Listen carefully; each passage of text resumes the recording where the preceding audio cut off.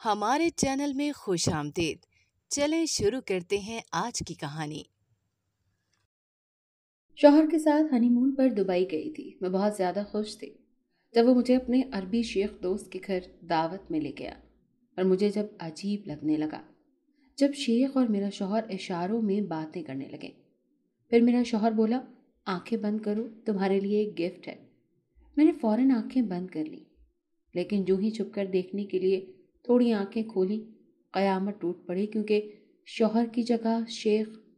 میرا نام شمائلہ ہے اور میں ایک بڑے شہر کی رہنے والی ہوں۔ میری زندگی آسائشات میں تو نہیں گزری تھی، مگر کچھ کم بھی نہ تھی۔ میں ایک جوائنٹ فیملی سسٹم میں رہتی تھی، اور مجھے جوائنٹ سسٹم میں رہنا بالکل بھی پسند نہیں تھا۔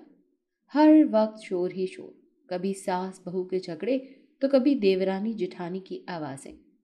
میرا تو سر پھٹنے لگتا تھا۔ رہی سہی کسر تو بچے پوری کر دیتے تھے، حالانکہ وہ سب میرے اپنے ہی تھے، مگر مجھے ہر وقت کا شور شرابہ بالکل بھی پسند نہیں تھا۔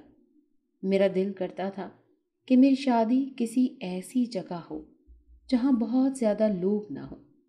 میری بس ایک یہی خواہش تھی، مگر اس میں ایک بہت بڑا مسئلہ تھا، اور وہ یہ کہ ہمارے خاندان میں زیادہ تر کزن میرج ہی کی جاتی تھی، اور مجھے پکا یقین تھا کہ مجھے بھی قربانی کا بکرا بنایا جائے گا۔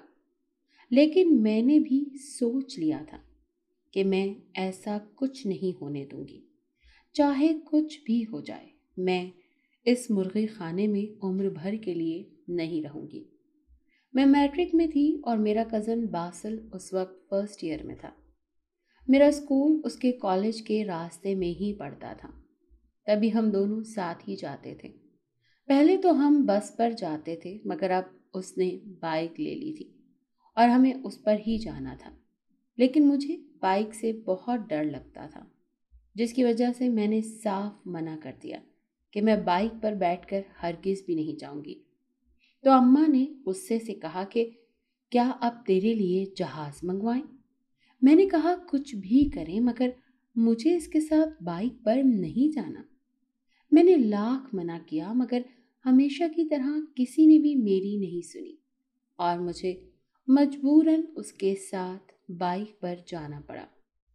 مگر میں نے بھی سوچ لیا تھا کہ میں اتنی آسانی سے تو نہیں مانوں گی۔ اسی لیے اگلی صبح اسکول جانے کا وقت ہوا تو میں نے جان بوجھ کر تیار ہونے میں خوب دیر لگائی، اور پھر جب میں نیچے آئی تو وہ جلا بھنا بائک کے پاس کھڑا تھا، مگر میں اس پر ایک بھی نگاہ غلط ڈالے بنا ہی اس کے پاس سے گزر کر باہر کی طرف بڑھ گئی، اور میری اس حرکت پر اس کا منہ کھلا کا کھلا رہ گیا۔ مجھے دل ہی دل میں بڑی ہنسی آ رہی تھی، اور اسے تنگ کر کے مجھے بہت ہی زیادہ مزہ آ رہا تھا۔ اسی لیے میں بنا رکے اور بنا پیچھے مڑے چلتی گئی، اور بس اسٹاپ پر آ کر رک گئی۔ میں جانتی تھی کہ وہ میرے پیچھے پیچھے ہی آ رہا ہے، کیونکہ اگر وہ مجھے ساتھ لیے بنا جاتا تو ابا اور تایا نے اس کی خوب کلاس لینی تھی۔ وہ اسٹاپ پر میرے پاس آ کر رک گیا اور بولا، شمائلہ، فوراً سے بیٹھ جاؤ۔ مگر میں بنا کوئی جواب دیے وہیں کھڑی رہی۔ مجھے ٹس سے مس نہ ہوتا ہوا دیکھ کر اس نے کہا، آخری بار کہہ رہا ہوں، آ کر بیٹھ جاؤ۔ مجھے پہلے ہی تمہاری وجہ سے دیر ہو چکی ہے اور مزید لیٹ نہیں ہونا چاہوں گا۔ میں نے کہا، میں نہیں بیٹھوں گی، مجھے بائک سے ڈر لگتا ہے۔ میری بات پر وہ کچھ دیر تو مجھے دیکھتا رہا، اور پھر ایک دم سے میرا ہاتھ کھینچ کر مجھے بائک پر بٹھا گیا۔ میں اس اچانک حملے کے لیے تیار نہیں تھی، اور اس سے پہلے کہ میں سنبھلتی اس نے فوراً سے بائک چلا دی۔ مجھے اس کی اس حرکت پر سخت غصہ بھی آ رہا تھا، اور ڈر بھی لگ رہا تھا کہ کہیں میں گر نہ جاؤں۔ سارے راستے میں نے اس سے کوئی بات نہ کی، اور مجھے اسکول کے سامنے اتار کر خود تیزی سے بائک اڑا لے گیا۔ باسل کی اس حرکت پر مجھے بہت غصہ آیا تھا، خیر، میں کچھ دیر اسے گھورنے کے بعد اسکول کے اندر چلی گئی۔ پہلے ہی مجھے بہت دیر ہو گئی تھی۔ چھٹی ٹائم بھی مجھے اس کے ساتھ جانا تھا، مگر آج میں اسے سبق سکھانا چاہتی تھی۔ تبھی اس کے آنے سے پہلے ہی اسکول سے نکل آئی اور سیدھا بس اسٹاپ پر پہنچ گئی تھی۔ وہاں پہنچ کر ابھی میں بس کا انتظار ہی کر رہی تھی کہ دور سے بائک پر تیزی سے مجھے باسل آتا دکھا۔ اب تو سچ میں گئی تھی۔ حقیقتاً وہ بہت غصے میں تھا اور اب میری خیر نہیں تھی۔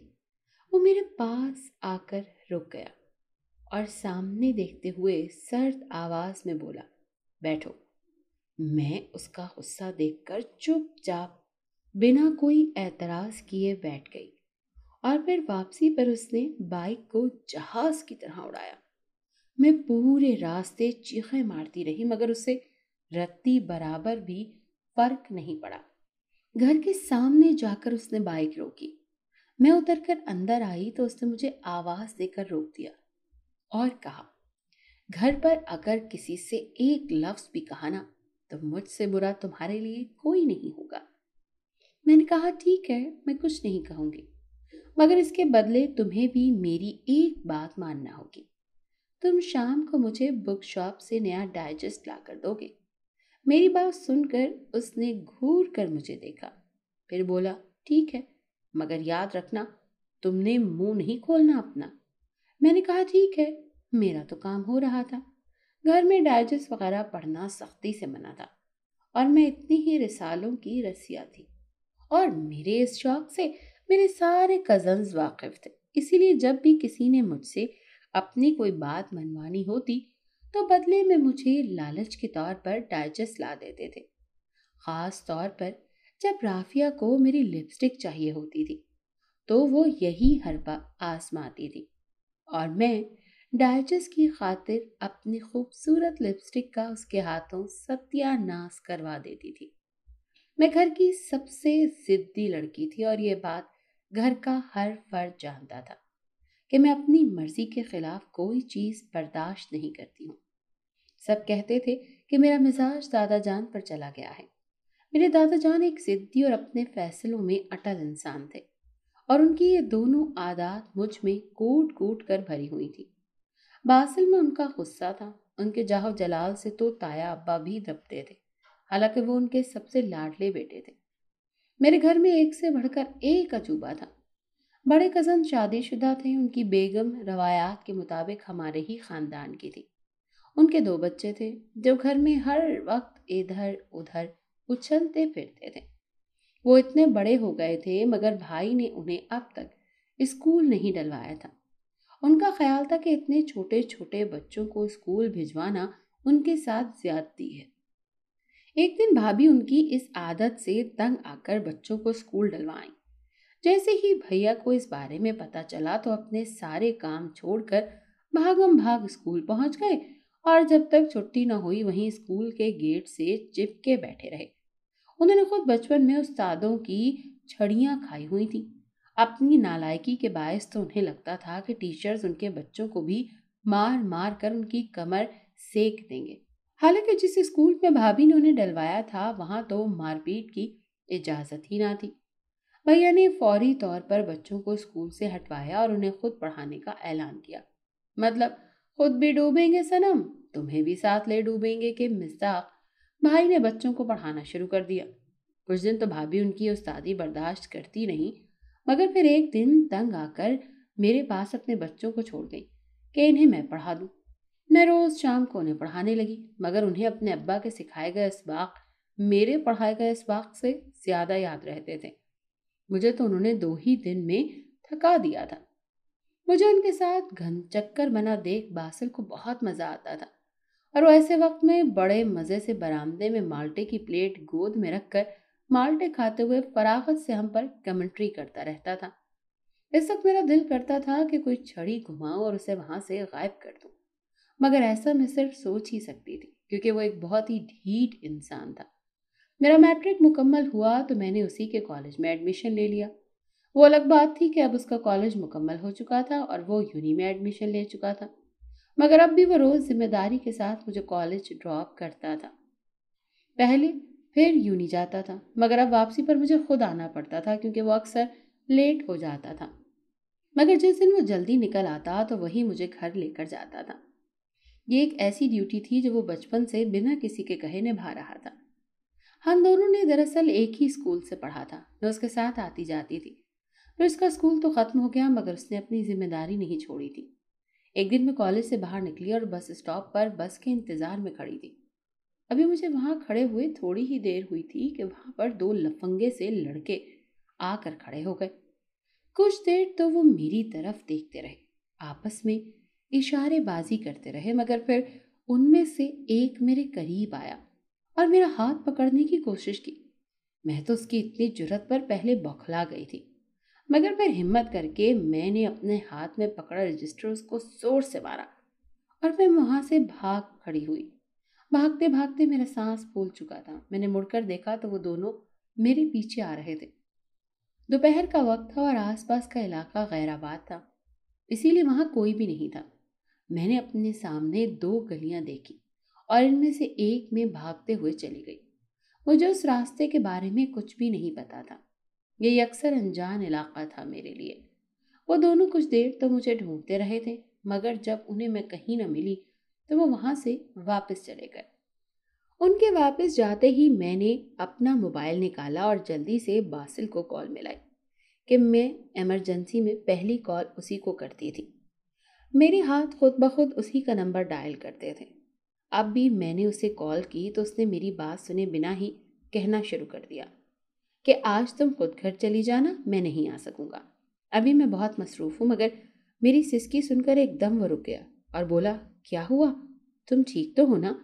میں نے اسے نفی میں سر ہلاتے ہوئے روتے ہوئے اسے ساری بات بتا دی۔ اس نے کہا، مجھے لوکیشن سینڈ کرو اپنی، میں ابھی وہاں پہنچتا ہوں۔ میں نے اسے اپنی لوکیشن سینڈ کی اور وہیں ایک پتھر پر بیٹھ کر اس کا انتظار کرنے لگی۔ تھوڑی دیر بعد وہ وہاں آ گیا اور میرے سامنے بیٹھتے ہوئے بولا، تم ٹھیک تو ہو نا؟ انہوں نے تمہیں کچھ کہا تو نہیں؟ میں نے کہا، نہیں، بس مجھے گھر لے چلو یہاں سے۔ تو اس نے کہا، ٹھیک ہے۔ راستے سے اس نے مجھے پانی لے کر دیا اور کہا، اپنی حالت درست کر لو، اس طرح گھر جاؤ گی تو سب 100 سوال کریں گے۔ میں نے اس کی بات مانتے ہوئے اپنا دوپٹہ وغیرہ صحیح کیا اور اس کے ساتھ گھر چلی گئی۔ اس نے کہا تھا کہ تم چپ چاپ اپنے کمرے میں جا کر آرام کرنا، گھر والوں کو میں خود سب کچھ بتا دوں گا۔ میں نے اس کی بات سمجھ کر سر ہلاتے ہوئے ہاں کہتی تھی۔ میں روم میں جا کر خوب روئی۔ پتہ نہیں کیوں مگر میرا دل اب بھی اس خیال سے کانپ رہا تھا کہ اگر میں اپنا آپ بچا نہ پاتی ان سے آج تو آگے کا خیال ہی سہانے روح تھا میرے لیے۔ میں نہیں جانتی تھی کہ پھر باسل نے گھر والوں کو کیا کہا، انہیں کیسے سمجھا کر اس کا اتنا فائدہ ہوا کہ کسی نے مجھ سے کوئی سوال نہیں پوچھا۔ اگلے دن سے باسل نے مجھے خود ہی واپس لانا شروع کر دیا۔ پھر وہ چاہے کتنا ہی مصروف کیوں نہ ہوتا، ٹھیک 2 بجے مجھے کالج میں لینے کے لیے آ جاتا۔ میرا کالج ختم ہونے تک اس کا یہی معمول رہا تھا۔ وہ مجھے صبح چھوڑنے جاتا اور پھر واپسی پر لینے آ جاتا۔ میرا کالج ختم ہوا اور کچھ مہینے میں فارغ ہوئی تو سب گھر والوں نے شمالی علاقہ جات جانے کا پروگرام بنایا۔ میں بہت خوش تھی کیونکہ پہلی بار اپنے شہر سے باہر جانے والی تھی اور بس اسی وجہ سے میری تیاریاں بھی عروج پر تھی۔ مگر میں نہیں جانتی تھی کہ یہ سفر میری زندگی ہی بدل کر رکھ دے گا۔ ہم سب کزنز ہی جا رہے تھے۔ صرف ہماری نگرانی کے لیے طیابہ نے بھابھی اور بھیا کو بھی ہمارے ساتھ بھیجنے کا فیصلہ کیا تھا۔ باقی ہم سبھی تھے۔ ہم بائی روڈ جا رہے تھے اور مجھے اس سفر میں بہت مزہ آیا تھا۔ میرا دل کر رہا تھا کہ میں ڈرائیونگ کروں مگر مجھے ڈرائیونگ آتی نہیں تھی۔ ہم کوئی شام کے قریب ہوٹل میں پہنچے تھے۔ سارے انتظامات باسل نے خود کروائے تھے۔ ہوٹلز وغیرہ کی بکنگ بھی اس نے پہلے سے کروا رکھی تھی۔ یہ علاقہ بہت ٹھنڈا تھا۔ سردی کی شدت سے میرے ہونٹ نیلے پڑ گئے تھے۔ حالانکہ میں نے 2 جیکٹس پہن رکھی تھی مگر پھر بھی سردی تھی کہ ہڈیوں میں گھستی جا رہی تھی۔ ہم نے جلدی جلدی چیک ان کیا۔ میرا اور رافعہ اور باسل کی بہن کا کمرہ ایک ہی تھا۔ ہم تینوں کی آپس میں بہت بنتی تھی۔ ہمارے سامنے والا کمرہ باسل اور دیگر کزنز کا تھا اور اس سے آگے والا کمرہ بھائی اور بھابھی کا تھا۔ مجھے تو سفر کی اتنی تھکان تھی کہ میں فوراً ہی بستر میں دبک کر سو گئی، مگر رافعہ لوگ باہر کا نظارہ دیکھنے ٹیرس پر چلی آئی تھی۔ میں کہیں رات کو جا کر اٹھی تھی، وہ بھی رافعہ کے اٹھانے پر۔ وہ سب لوگ کھانا کھانے جا رہے تھے۔ بھوک تو مجھے بھی زوروں کی لگی تھی، مگر اس وقت نیند سے میری حالت بری تھی، اسی لیے میں نے ان سے کہا کہ میں بعد میں کھا لوں گی، تو وہ چلی گئی۔ دوبارہ جب میں اٹھی تو رات کافی ہو چکی تھی، مگر اس وقت مجھے بہت تیز بھوک لگ رہی تھی۔ تبھی میں نے باسل کو کال کی۔ وہ اس وقت شاید سو رہا تھا، مگر میری کال پر اٹھ گیا۔ اس نے فون اٹھایا تو میں نے اسے کہا کہ مجھے تو بھوک لگ رہی ہے، جس پر پہلے تو اس نے مجھے 2-3 باتیں سنائیں، پھر کہا اچھا صبر کرو، میں کچھ کرتا ہوں۔ تھوڑی دیر بعد اس کا میسج آیا کہ نیچے آؤ۔ میں نیچے گئی تو وہ سامنے ہال ہی میں میرا انتظار کر رہا تھا۔ اس نے ویٹر کو کھانا لانے کو کہا۔ تھوڑی دیر بعد ویٹر کھانا لے آیا تو گرم گرم کھانا دیکھ کر میری بھوک مزید بڑھ گئی۔ میں نے اس کا شکریہ ادا کیا کیونکہ اس وقت کھانا ملنا بہت مشکل تھا۔ یہ آدھی رات کا وقت تھا جب سب سو رہے تھے اور ہم دونوں یہاں نیچے بیٹھے ہوئے تھے۔ کھانے سے فارغ ہو کر ہم دونوں نے کافی پی۔ مجھے نیند تو آ نہیں رہی تھی، اسی لیے میں باہر لان کی طرف آ گئی۔ باسل بھی میرے پیچھے آ گیا۔ پورا لان چاند کی چاندنی میں ڈوبا ہوا بہت ہی طلسماتی منظر پیش کر رہا تھا۔ یہ اتنا خوبصورت منظر تھا کہ میں چند پل کے لیے اس میں کھو سی گئی تھی۔ پھر میں اور باسل وہیں بنے بینچز پر بیٹھ گئے تھے۔ رات بہت ٹھنڈی مگر بہت خوبصورت تھی۔ ہم تقریباً 2 گھنٹے وہیں پر بیٹھے رہے۔ پھر صبح کے قریب ہم اٹھ کر اوپر چلے گئے۔ اگلے دن ناشتے سے فارغ ہو کر ہم سب علاقے کی سیر کو نکل گئے۔ اس سفر کے دوران میری ملاقات ارحم نامی ایک ڈیشنگ شخص سے ہوئی تھی۔ اس کی باتوں میں پتہ چلا تھا کہ وہ ہمارے ہی شہر کا ہے اور یہاں اپنے دوستوں کے ساتھ چھٹیاں منانے آیا ہے۔ اس نے مجھے اپنا نمبر بھی دیا تھا۔ جب باسل نے مجھے اس سے بات کرتے دیکھا تو بہت غصہ ہوا۔ اس کے اس غصے کے پیچھے چھپی وجہ تو فی الحال میں نہیں جانتی تھی، مگر پھر پورے ٹور کے دوران اس نے مجھے اپنے ساتھ ہی رکھا تھا۔ مجھے اس کی اس حرکت پر غصہ تو بہت آیا، مگر میں چپ رہی کیونکہ اس کا کچھ پتہ نہیں تھا کہ غصے میں کیا کر ڈالتا۔ واپسی پر بھی مجھے اس کے مجبور کرنے پر اس ہی کی گاڑی میں بیٹھنا پڑا تھا۔ مجھے اس کی یوں زبردستی کرنے پر بہت غصہ آتا تھا۔ ہم دونوں نے ہی سارے راستے ایک دوسرے سے کوئی بات نہ کی۔ گھر پہنچ کر بھی کئی دن تک ہمارے بیچ بات نہ ہوئی تھی۔ میں نے یونی میں ایڈمیشن لیا تو اسی کے ساتھ آنا جانا کرنا تھا، مگر اب ہمارے بیچ ایک دراڑ سی آ گئی تھی اور یہ اس کی زبردستی اور غصہ کرنے کی وجہ سے تھی، اور کچھ میری ضدی طبیعت کی وجہ سے بھی۔ ہمارے بیچ کے اس گریز کو اس نے بھی محسوس کر لیا تھا، مگر کہا کچھ بھی نہیں۔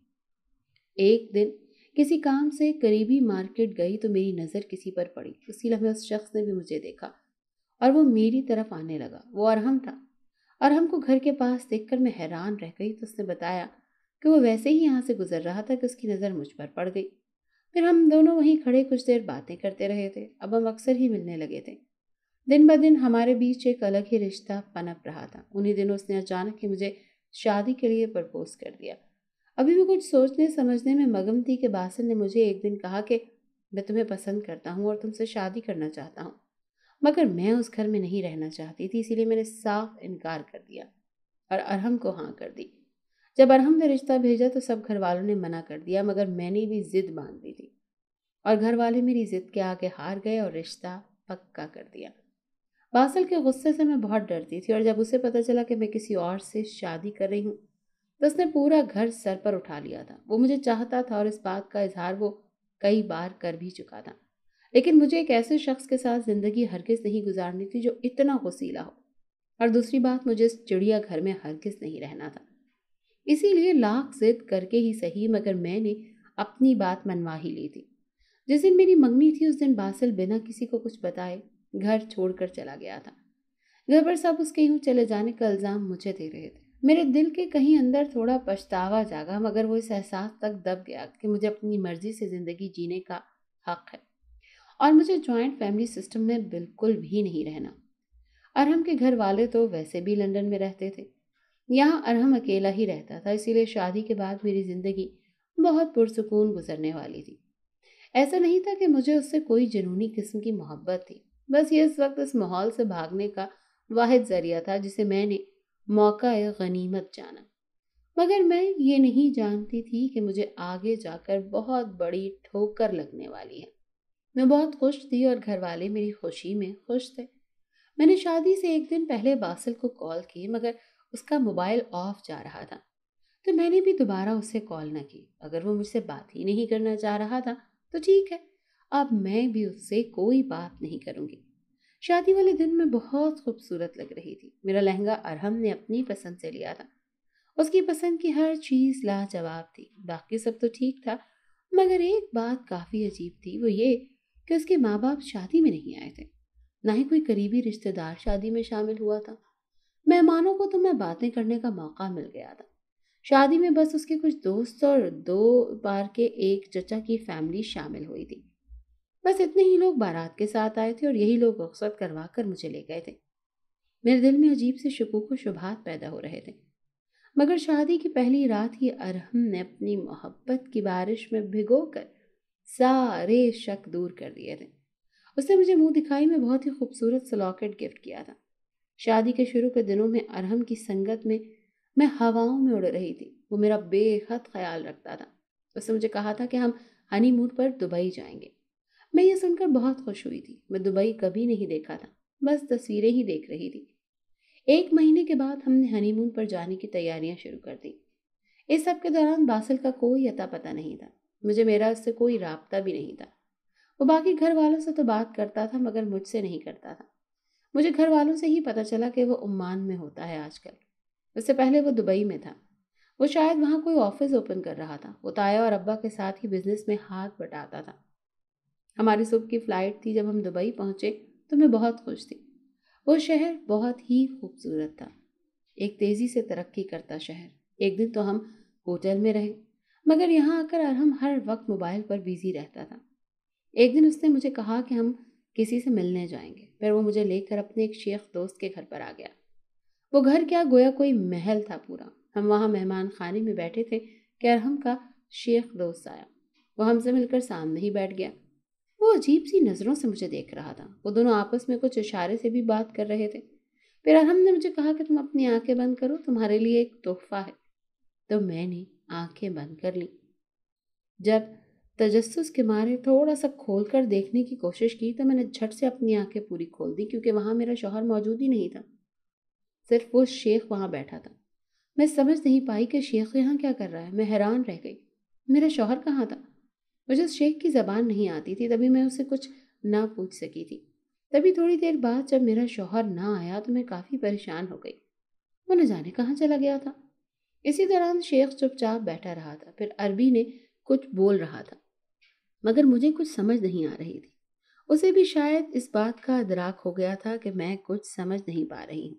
تبھی اس نے اندر سے ایک ملازمہ کو بلایا اور اسے کہا، جس پر ملازمہ نے سر ہلاتے ہوئے میری طرف دیکھا اور اردو میں بولنے لگی۔ شیخ کہہ رہے ہیں کہ تمہارا شوہر کسی کام سے گیا ہے، وہ کچھ دیر تک واپس آ جائے گا، تم تب تک اندر جا کر آرام کر سکتی ہو۔ میں نے کہا ٹھیک ہے۔ میں ملازمہ کی معیت میں اندر چلی گئی۔ اس نے مجھے ایک روم دکھایا اور کہا آپ آرام کر لیں۔ روم بہت ہی شاندار تھا، جیسے کسی بادشاہ کا کمرہ ہو۔ میں فریش ہو کر لیٹ گئی۔ نہ جانے کب میری آنکھ لگ گئی۔ رات کا نہ جانے کون سا پہر تھا۔ جب میری آنکھ کسی کے لمس کے احساس سے کھلی تو میں نے دیکھا کہ میرے بستر پر شیخ بیٹھا تھا۔ میری تو سانس ہی رک گئی اسے دیکھ کر۔ وہ وہاں اس وقت یہاں کیا کر رہا تھا آخر؟ اور میرا شوہر کہاں تھا؟ اسی پل وہ مجھے چھونے کے ارادے سے آگے بڑھا تھا، مگر میں ایک دم کھسک کر پیچھے ہٹی تھی۔ وہ چہرے پر ایک کمینی مسکراہٹ سجائے میری طرف بڑھ رہا تھا کہ تبھی میں نے پاس پڑا گلدان اٹھا کر اس کے سر پر دے مارا تھا، جس کی وجہ سے وہ وہیں بے ہوش ہو کر گر گیا۔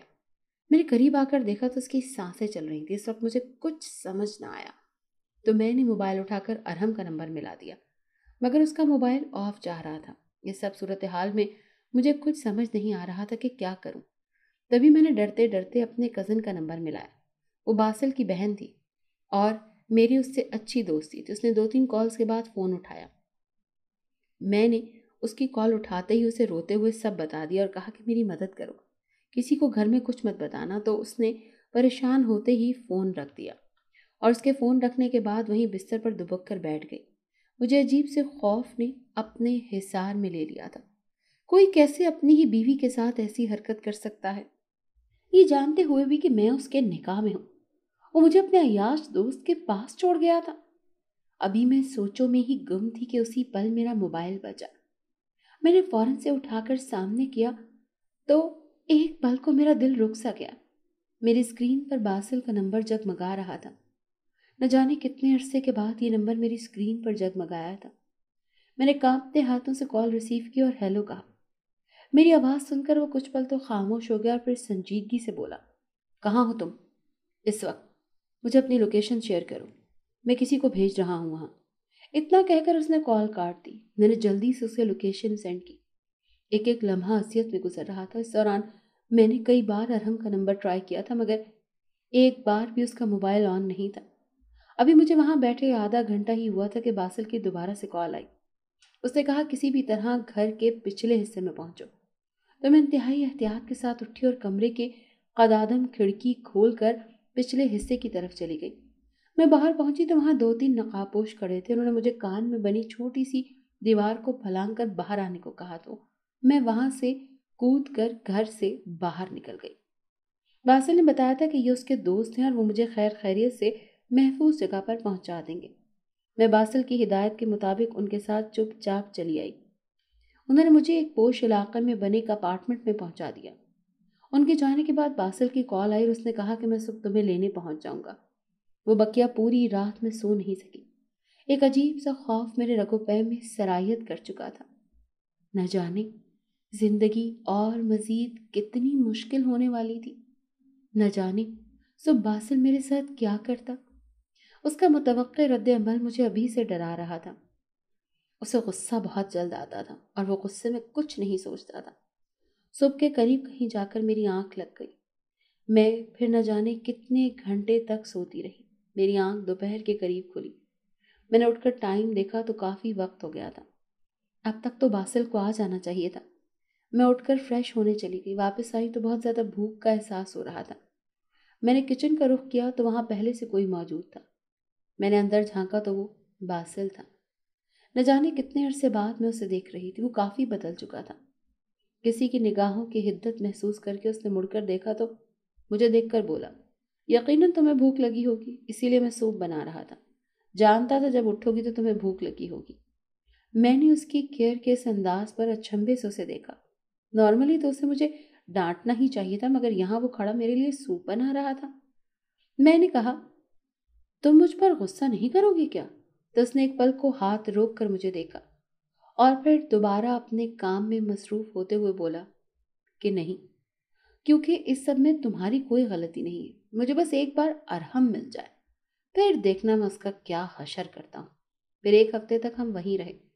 باسل کسی ہوٹل میں رہ رہا تھا اور میں اس کے اپارٹمنٹ میں۔ اس کے ایک ہفتے بعد وہ مجھے یہاں سے واپس پاکستان لے گیا۔ گھر والوں کو اس نے سب کچھ بتا دیا تھا۔ سب شکر کر رہے تھے کہ میرا کوئی نقصان نہیں ہوا۔ میں سب کے سامنے اپنی ضد کی وجہ سے شرمندہ ہو رہی تھی مگر کسی نے مجھے کچھ نہ کہا۔ باسل نے کئی دن لگا کر ارحم کو بالآخر ڈھونڈ ہی لیا۔ پولیس کے سامنے اس نے سب بتا دیا کہ وہ شادی کے بہانے لڑکیاں اسمگل کر کے بیچ دیتا ہے۔ اس کا پورا ریکارڈ پکڑا گیا تھا۔ اس سے میری طلاق ہوئی تو میری زندگی سکون میں آ گئی۔ کچھ وقت بعد سب کچھ نارمل ہو گیا۔ گھر پر عافیہ کی شادی کی باتیں ہونے لگی تھی۔ ہم سب شادی کی تیاریوں میں مگن تھے۔ اس واقعے کو بہت عرصہ گزر چکا تھا مگر میں ابھی بھی اس سب کو بھول نہیں پائی تھی۔ رافع کی شادی پر ہی تایا ابا نے میرے اور باسل کے نکاح کا اعلان کر دیا تھا اور اس بار میں نے کوئی اعتراض نہیں کیا تھا۔ ایک بار تو میں نے اپنی ضد اور بیوقوفانہ پن میں سب خراب کر دیا تھا۔ اب دوبارہ نہیں کرنا چاہتی تھی مگر میرے لیے باسل کی مرضی جاننا بھی بہت ضروری تھا۔ پہلے کی بات اور تھی مگر وہ تھا ہاتھ ہی نہیں آ رہا تھا۔ ایک دن میں نے چھت پر اسے بلا لیا۔ وہاں بیٹھا چائے پی رہا تھا۔ ہاتھ میں جان ایلیا کی کتاب تھامی ہوئی تھی۔ میں نے جا کر کتاب اس کے ساتھ سے اچک لی اور بولی، کیا تم جان کو پڑھ رہے ہو؟ تمہیں تو غالب کو پڑھنا چاہیے۔ پھر میں نے اس سے کہا، میں تم سے کچھ بات کرنے کے لیے آئی ہوں۔